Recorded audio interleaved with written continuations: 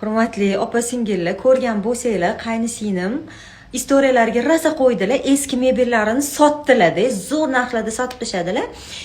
Yangi mebellar oldilar. Agar sizlar ham bironta eski narsalarni, kiyiminglar bormi? Misol uchun hozir hamma arzon narxdagi shubalarni olyapti. Agar sizlarda original shubanglar turibdi, misol uchun yaxshi sostoyaniyada sota olmayotgan bo'lsanglar, mana shu Telegram kanalga qo'yib sotsanglar bo'ladi. Bular hattoki 5 ta uy ham sotishibdi. Men qo'l qoldim. Uy sotish degani bu pik deganida.